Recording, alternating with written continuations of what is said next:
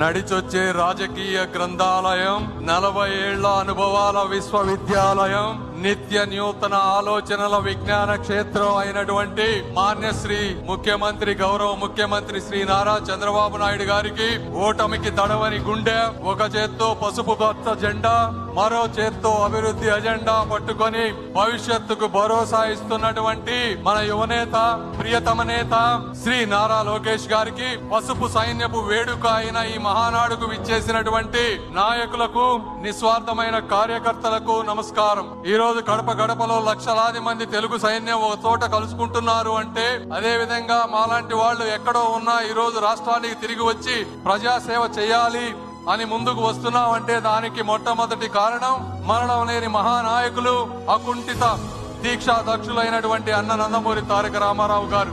తలెత్తుకునేలా, తెలుగు జాతి గర్వపడేలా, ప్రపంచమంతా మన వైపు చూసేలా అమరావతి నగరం అద్భుతంగా రూపుదిద్దుకోబోతా ఉంది. అదే విధంగా రాబోయేటువంటి అమరావతి మహానగరం చరిత్రలో ఒక మైలురాయిగా మిగిలిపోబోతా ఉంది. అదే విధంగా మరి ఆగిపోయిన పోలవరం, నారా చంద్రబాబు నాయుడు గారు ఎన్నిసార్లు ఢిల్లీ వచ్చేవారు, ఎన్నిసార్లు కేంద్ర మంత్రులతో కలిసేవారు, ఏ విధంగా పోలవరాన్ని నెలలా ఫాలో అప్ చేస్తూ ముందుకు తీసుకువెళ్లారు ప్రత్యక్షంగా చూసినటువంటి వ్యక్తిని. విశాఖ స్టీల్ ప్లాంట్ ని అర్ధరాత్రి 12-1 గంటల వరకు కూర్చొని స్టీల్ మినిస్టర్స్ తోటి, నిర్మలా సీతారామన్ గారితో కూర్చొని దానిని పూర్తి చేసినటువంటి మహానుభావులు శ్రీ నారా చంద్రబాబు నాయుడు గారు.